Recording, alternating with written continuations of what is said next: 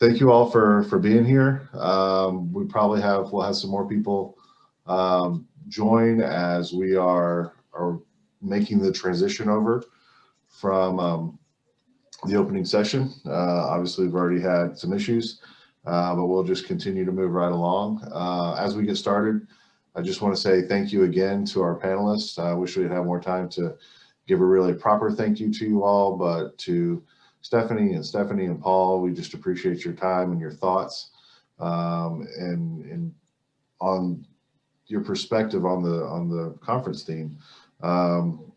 Just to give a little bit more framework again, because we were kind of rushed in getting into and out of the session.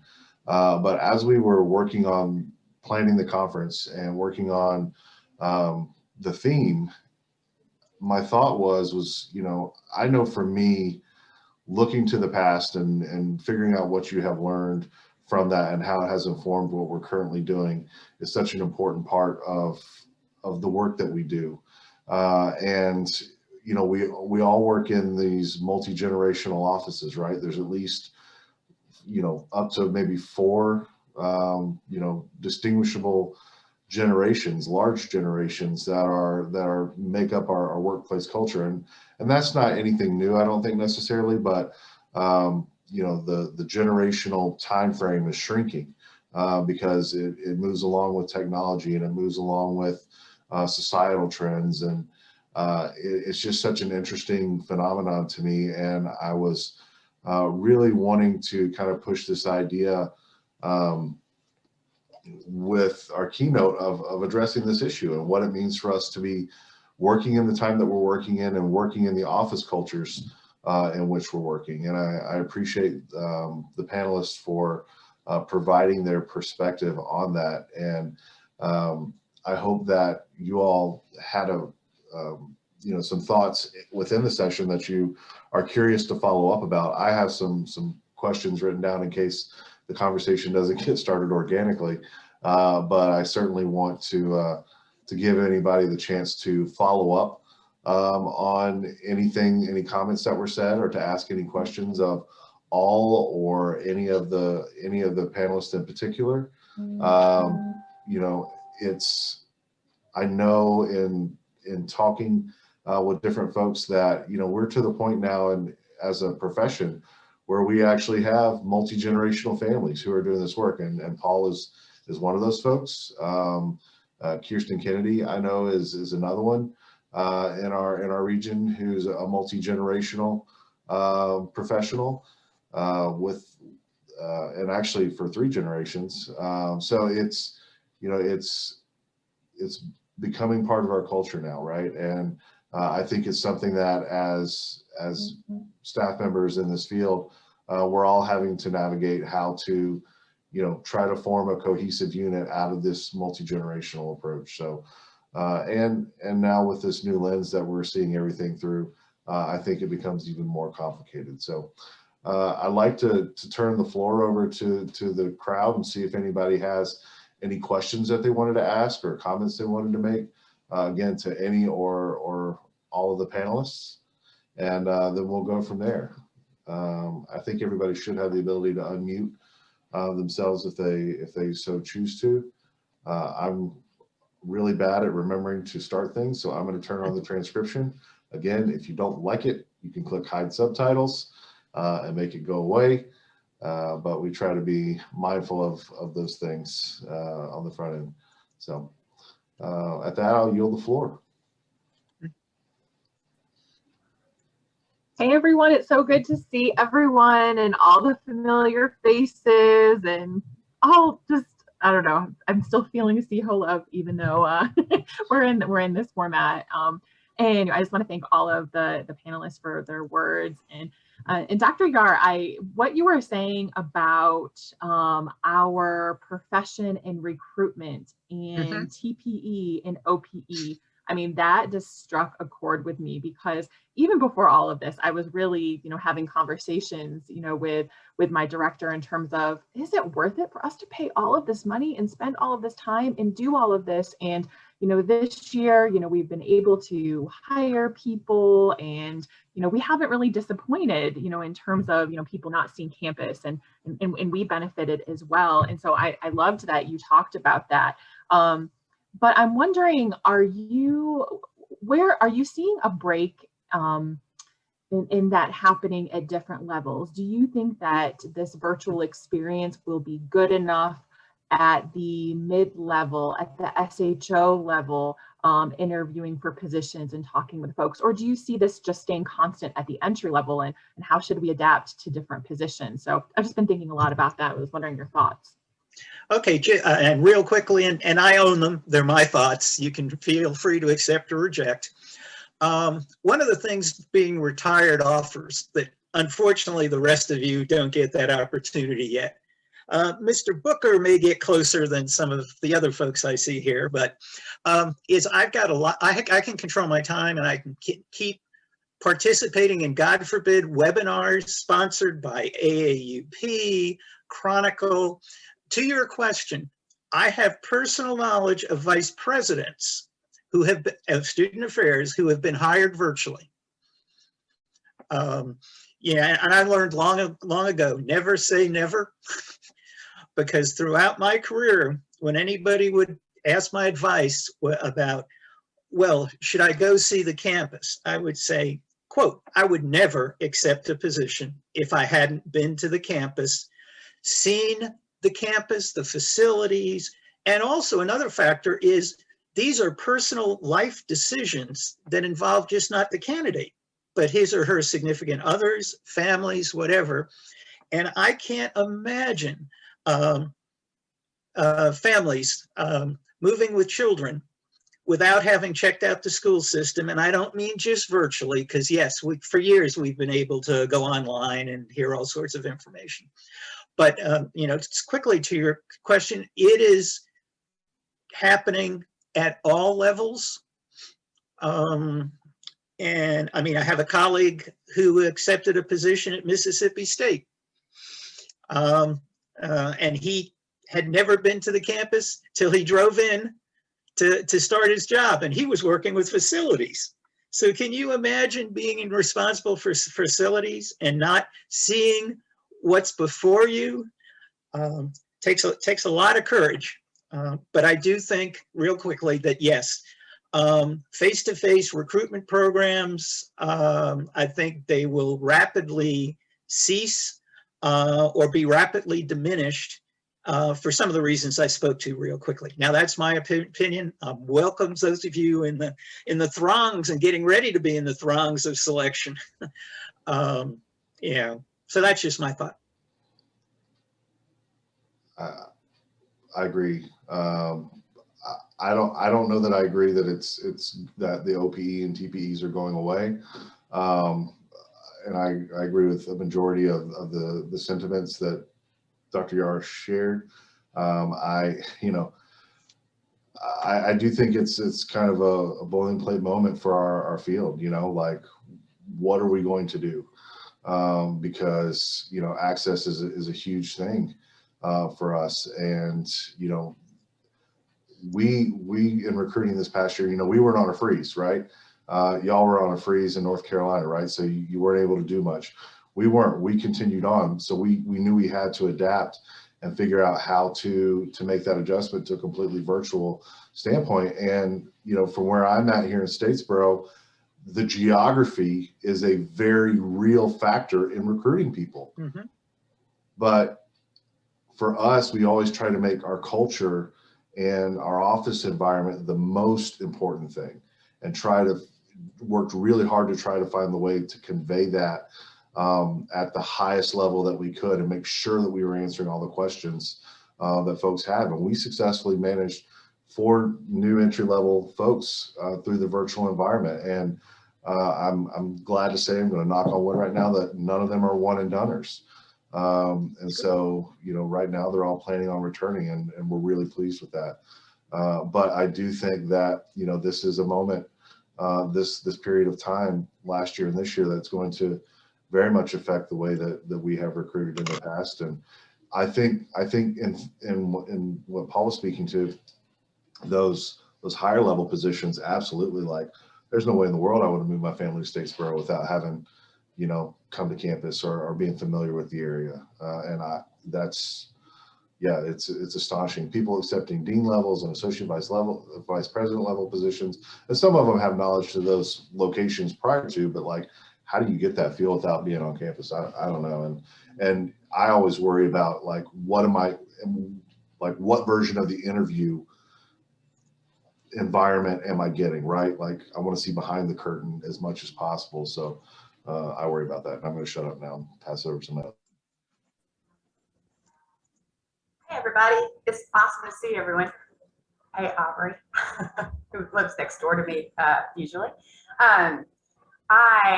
I wanted to say a little bit about that, but then move on to a new question too. We filled everywhere from entry level to all the way up to our Dean of Students positions this year. Our higher level positions, we did bring to campus for one day. So most of it was done online and virtual. The thing is even though they came and saw the town and saw the campus, did they really? And so that's kind of what I wanted to go into, and probably directed more. Is Stacy still with us? I don't see her. Stephanie. I said Stacy. Oh. Stephanie, you were off my screen and now you're back. I think, and Aubrey and I have had this conversation a lot because we hired an entry level position in our assignments area. We have a whole slew of new RLCs, RCs, whatever you call them on your campus, hall directors. And I'm worried about the connectedness that they're feeling on our campus, because this is not the LSU that I came to 16 years ago. When I walk around campus, it's so quiet. It's we have a full campus. I mean, not full, I shouldn't say full, but we have 85% occupancy happening right now, but it's not the same feeling whatsoever. People walking around with face masks, all of those things. And so I'm real concerned about the future of our profession for new professionals coming in when this is the first experience they're having is the COVID experience on a campus. And so maybe Stephanie, if you could talk a little bit about that. One of the things I've started doing recently is planning lunches, because I realized I sat in a meeting about a month ago with our res ed staff and I didn't know half of them. And we were in second semester, and that's not my personality if you know me at all. So now I'm starting to try to do more one-on-ones with people that I wouldn't normally do one-on-ones with. I'm just wondering how other people are addressing that and how the new professionals are feeling in this profession right now. Yeah, right. I think that's 100%. I mean, I think this work is already hard enough, but I think when you put a pandemic in it, and like I said, I mean, for the last year, everybody knows we've been running. I mean, I think last October on campus at Wake, when we finally got to that point where we were like, okay, we're not going to close. We're going to make it to the end. Everybody kind of was like, I can relax for a second. And then we got back here in the spring, and we literally just got through a 2-week surge when all hell broke loose on campus. And it was just like, come on. Like, we thought we were in a place where it was going to be okay. And then we started quarantining students in place, and our staff just continued to work literally up until 10 o'clock at night, trying to get students on campus, get them to hotels, and all these things. And it's like, how can I continue to tell you to keep fighting through when you're like, listen, I'm tired. I'm over it, because I'm over it too, right? And I think it's a struggle because, I think, like I said in my speech, and like you just said, it's about making connections with people probably in different ways than you ever did before. I thought about it for RA training, since we had to do it virtually. It's like, we have 131 RAs on campus, and I, at least if I had been in training, could, names and faces and all that kind of stuff. We didn't do that. It was all Zoom. And I'm like, I don't know half of these kids walking around here. And I'm like, you're on our payroll and I don't know you. And that sucks. And it's just like, what do we do with this? How do you keep people motivated in the midst of something that at some point, hopefully will end, but it won't. But people have been working overtime. And like I said, the work is already hard in and of itself, but how do you keep people motivated? And yeah, the personal connections I think are great, but I also think reminding folks it's not always like this. At some point it won't be this way. We will get back to some sense of normalcy, but it's a struggle. And then I also think, even if you left here because you may think it sucks at Wake because we're doing all this, like, everybody else is dealing with it too, right? It's not any better than anyone else's school. So we all just gotta, grin and bear it and struggle through it as best we can, but find ways to be connected and make connections with others. But it's easier said than done. So if somebody out there is doing it great, let me know, because it's struggle city around here. And I have 2 new staff members. One just started, another one is coming in the midst of this with my very tired staff members. I love Brianna to death, but she's been working, she's been working 2 people's jobs and her own, and now has to bring new folks in the midst of a pandemic. And it's like, Lord, please, we got to do this thing, but how do you keep motivated? It's tough.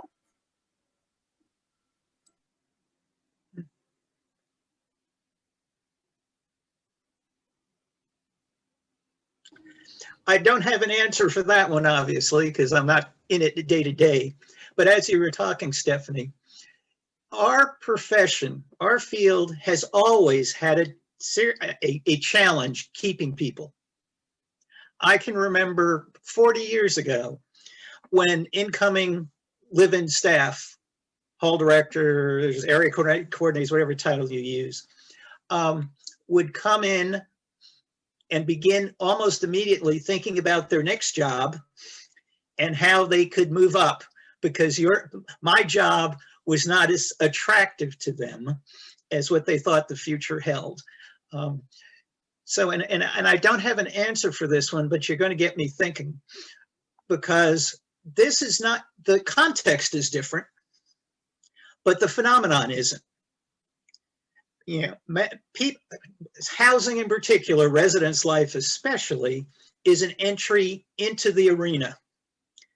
And people quickly make determinations if this is for them, or if they want to go to career planning, or if they want to go to the career center, or if they want to get the heck out of higher ed and sell shoes. So I would encourage folks to raise this question with some of your more senior who've been around quite a while, and just pose, is this a new phenomenon? Now, obviously the environment is different, but the concepts, I don't think, frankly, have changed that much for us as a profession. One group that and I see Tony Coughlin's not on this, which is fine, but Akuhoai is looking into some things, and some of that question from the foundation about entry-level positions and all is trying to get a sense on how do you help and assist our incoming new professionals to recognize that some of this is going to last forever, unfortunately. But by and large, the things that most everybody on this conversation right now experienced when they came in, it's nothing like this. The other quick comment is, I'd say we are not alone.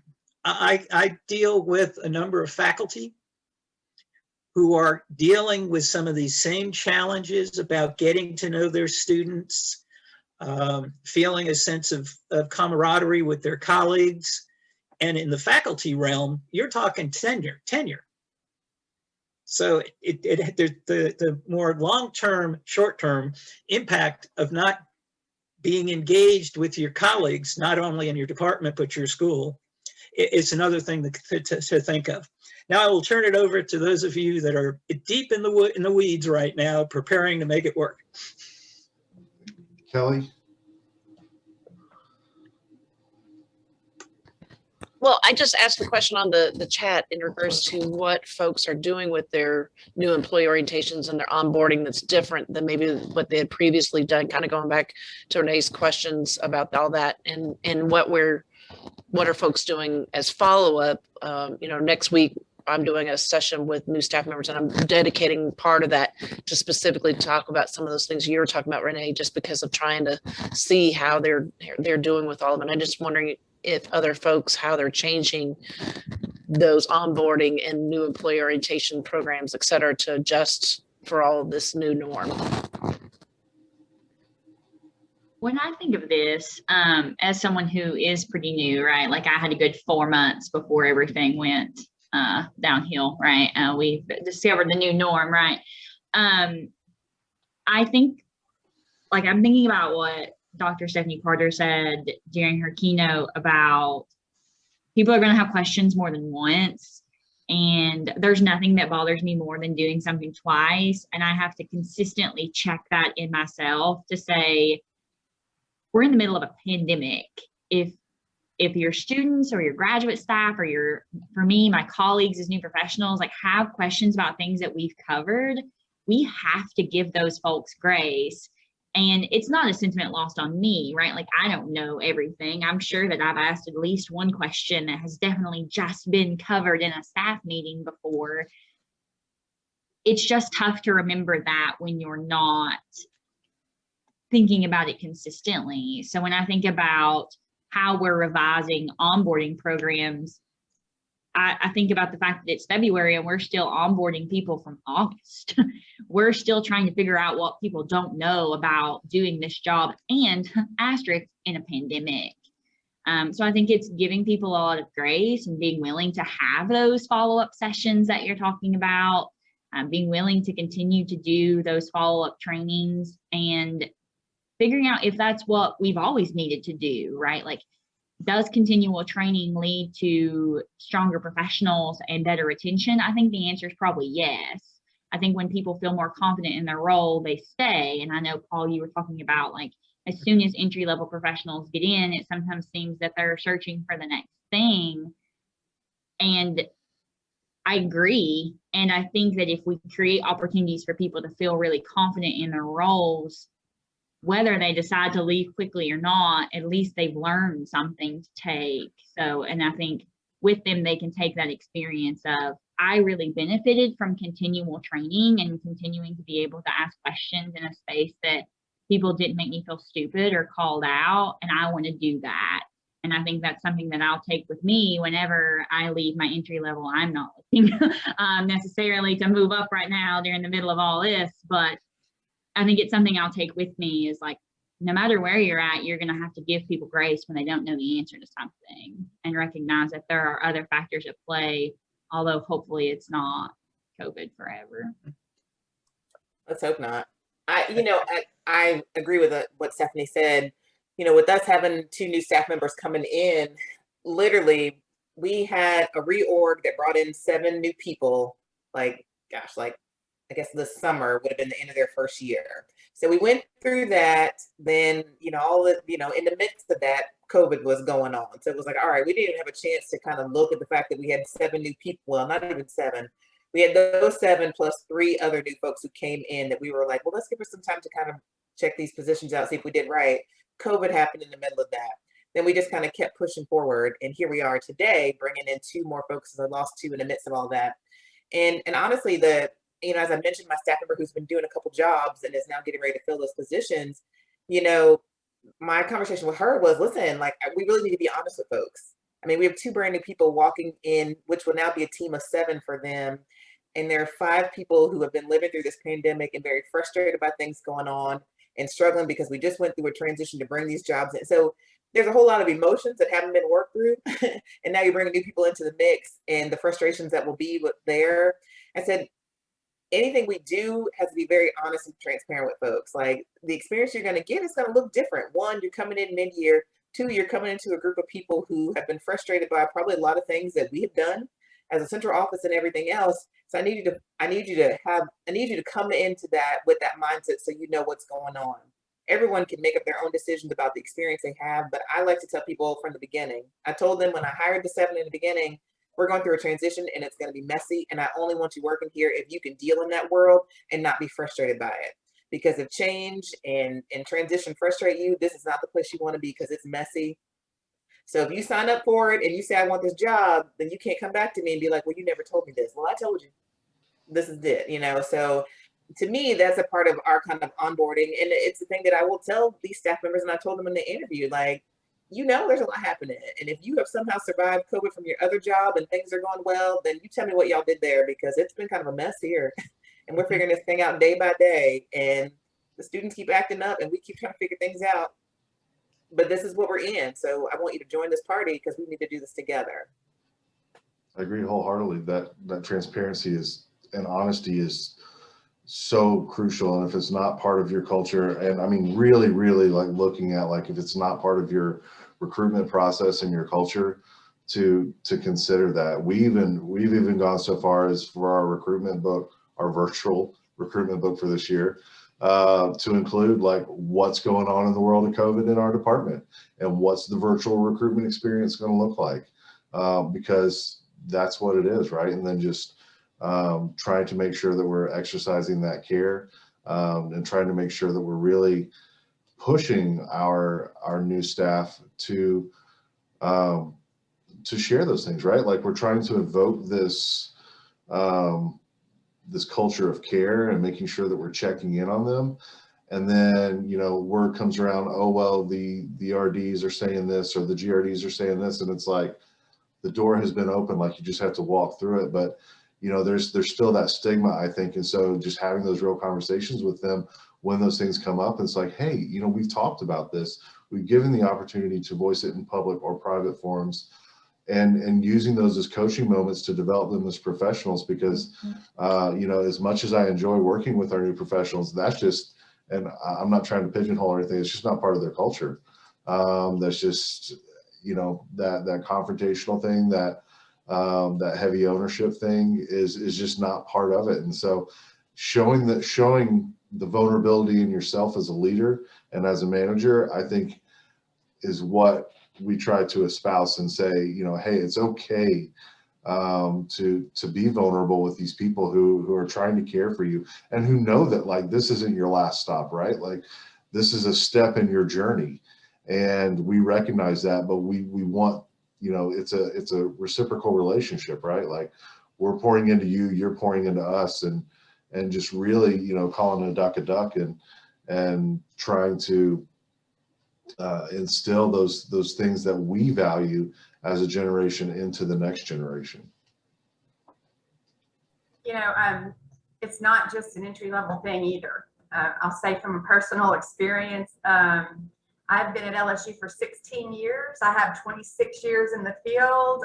You know, I have a resume that probably lends itself to that next level, and it opened up at my institution this year. You know, so it seemed like to everybody else, what's Renee going to do but throw her name in the hat? And I tell you, I might have had more years and more experience on my resume than the people that threw the resume in, but I sure didn't have the guts they had, because I wasn't taking on a department the size of LSU in the midst of a pandemic with a budget that went from having a surplus to a big old huge deficit, and all of the things that go with that, you know. And so I liked having that level of protection, and I wonder how many others there were.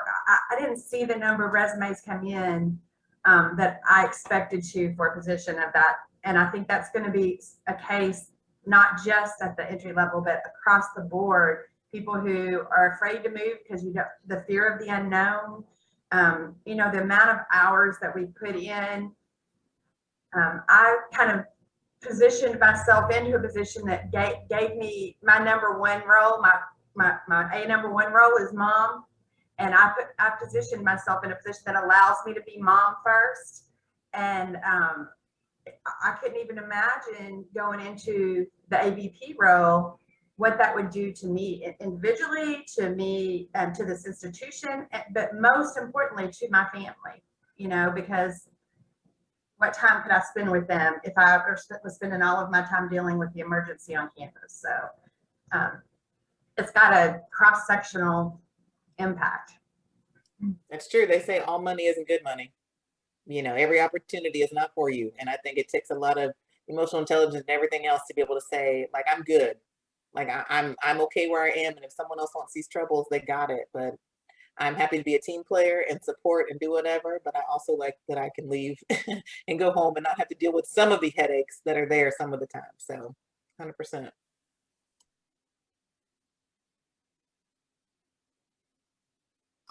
Outside of entry-level staff, I think our mid-level managers are also struggling, and returning staff for that matter, at any level, are struggling with, as you said, sprinting constantly, Stephanie, and not getting a chance to breathe, and honestly forgetting that everybody is working just as hard, if not harder, in some situations, depending on what your role is.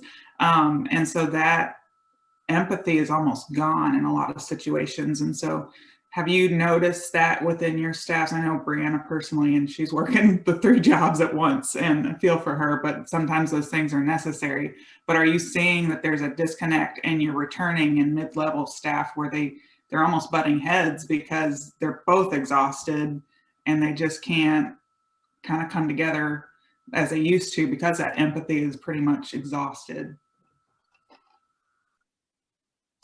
I definitely think ours, we have 3 assistant directors on my Res Life team, and I think I appreciate they have collectively come together. They all were hired at the same time, so there was like a little cohort camp that's come in, and yeah, like the mid-manager position, I think has always been that one, right? It's always kind of a frustrating place to be in because you've got to, I mean, you're right there in the middle of everything, and while you want to make more decisions or be involved in more, sometimes that's just not there.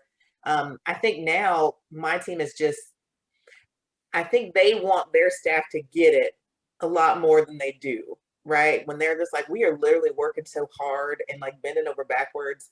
And when their team is frustrated at stuff, they're just like, y'all, we are out here like fighting fires that you don't even know.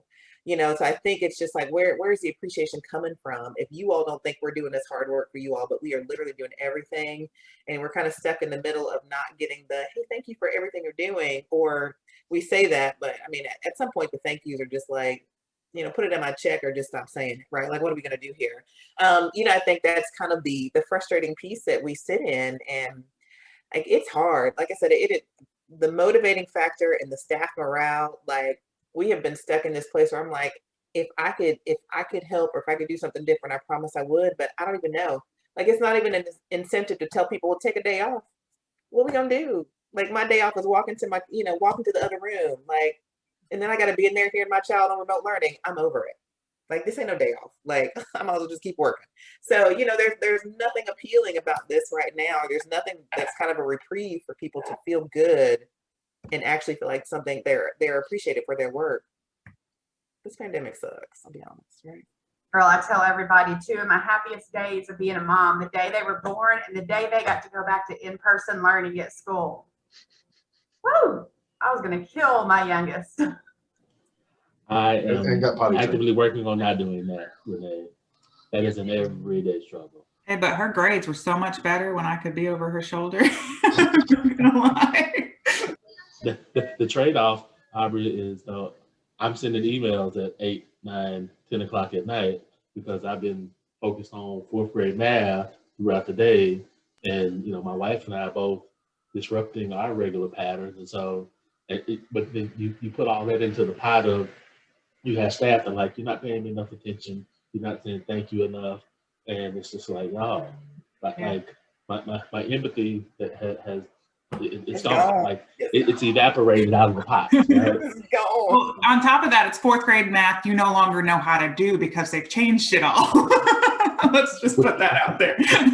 which means I literally have to watch the instruction video with him, right? Which takes even more time. You just pro tip, Google any question, it'll pop up with how to do it without a video.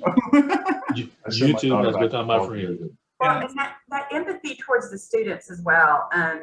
I spend probably, I don't even know how much time in my day dealing with appeals, contract appeals, disciplinary appeals, whatever. And of course, a lot of times that's trying to talk to the student while the mom's trying to overtake them. Now with Zoom even more, because at least before, a student could come in my office and mom may not be there, but when I'm talking to them on Zoom, you better believe mom or dad is like right behind them and that screen. And at some point, maybe it was after I got COVID and experienced it myself, I don't know, but at some point, I don't even want to hear the word COVID used anymore. Like, give me more than just, I'm afraid of COVID. Give me something more, because we're all afraid of COVID. But my question is, what did you think was going to happen when you came to school in the middle of the pandemic, right? Like, well, you guys gonna go away because you came? That's just it, right? Like, no one sold the experience of what this was like. This is the frustration we're running into now, is no one ever told them. I mean, people thought they were coming here to get the full experience of coming here. And like, no one ever fully explained, like, I get it. Yes, you're going to be here, but it's not going to look anything like you ever thought, or when your parents went to school here. This is different. And now we have to tell people, like, you got to let that dream die. Like, you got to let that fall semester's not the same. Yeah. This is a temporary situation, so let's just make it work for so many months, and then finally it's somewhere probably around January we realize this ain't as temporary as we thought it was. Exactly. And so now we need to figure out a more permanent way to live in what we're living through. Our VP keeps saying, and it's like the most encouraging words I've ever heard, even though there's no way to prove that it's true. I think the end is closer than the beginning. And I have been using those words with parents in calls constantly now, because when he said it, it just resonated with me and gave me some sense of hope. The end is closer than the beginning. Let's hope he's right. You know, but I think my fear is, what does the end look like, and what happens after that, right? We talk about these ripple effects of this pandemic and all the things that we've seen in our country. And while, yes, the pandemic, now that we have vaccinations and all this great stuff is out here, is coming to an end, what is the beginning? And what is that going to look like for us as housing professionals, right? That was my only comment. My other comment is, it's great to see all of you. I have some great joy of just seeing people that I haven't seen in a while. Shannon, Nari, and Stephanie. Even my supervisor is on the call this morning. His office is right down the block, and I haven't seen him in like 2 months. So, you know, it's great to see you all, and thanks for hosting the session. Stephanie S., I got a confession. I am also a Mississippi State Bulldog. So as you see right here, you know, the Cowboy had to make an appearance for anybody who knows me. And I didn't notice in the opening session because I was so focused, but I see you have a picture of the drill field over, I guess it's your right shoulder, left, I don't know, it's a mirror image. But okay, I know that's super random. So, question on the chat: anybody doing wellness days instead of spring breaks? Yeah, we are. I think there's like 2 or something that's sporadically in the semester for our students. I heard somebody else was too. I'm not sure who it was, Kelly. I know I've been on a call with so many people from so many places recently. I can't keep track, but I know someone else is doing that. Well, and I guess what we're trying to do is we're trying to get staff members to take those wellness days, in a sense that even though they don't, because during a regular spring break, you don't have those days off from work. So instead, but to encourage them to take just some time to go for, we are doing it around Mardi Gras wellness and walking. So we've given out maps to people, et cetera, to go just for a walk on campus, et cetera. They're all different lengths, and trying to get people to do it in groups, socially distanced, of course. And so I just didn't know if anyone else is doing anything like that. It kind of gets at what Renee was talking about, of trying to get to some of that connectedness with each other. I can say that as an institution, we're not doing that. And to be real frank with you, it kind of sucks, right? Like, I wish that we had a day, one day, right? One day given to me where they could say, go be well, go not come into work today, right? And I think it's important recognizing that we don't have that. How are we still taking care of ourselves? And, you know, taking that time, I take that time, right? Like, that time I accumulate it every month, and then I turn around and I use it because that's what I need, right? And I hear you all talking about, like, oh, if I'm, you know, I go to the other room and my kid's in the other room, I don't have children, but I recognize, like, it's still tough, right? Like, even when you're off, you can't, like, go anywhere really. But I think it's important just to, like, take a break, right? Like, we spend so much time looking at a computer or 2 or 3 all day, and we're working these hours that are longer and tougher than I think they ever have been. So how are we giving back to our staffs, and then even the students, right? So I directly supervise students, and we have given them break days. So they take an RA class, they've got days off. There are days where we don't meet because we recognize that they need that. And just because our institution can't or choose not to give students that break, we still see a lot of value in it. So it's good to hear that other schools have that in place. I hope that's one of those things we don't really lose, right? Like I would hope that's one thing we might take with us is like the idea that professionals need a break. Like that shouldn't be a new thing. But I guess some places it is. So. We're getting close on time, so I definitely encourage you, if you want to drop an email address or something in here, or just make a note of who you saw, to please reach out to each other and to continue the conversation. I do think this is an extremely it was an important topic before the pandemic started, I think, but it is going to continue. I think it's going to be exacerbated by what we're going through right now. So I just wanted to take some time to again thank our panelists for participating and for sharing. It's very much appreciated. Take the conversations back to your campus, fill it in or fit it into or use it to adapt what you're doing, and how much how you're recruiting people and how you're taking care of your staff. I mean, it's so important.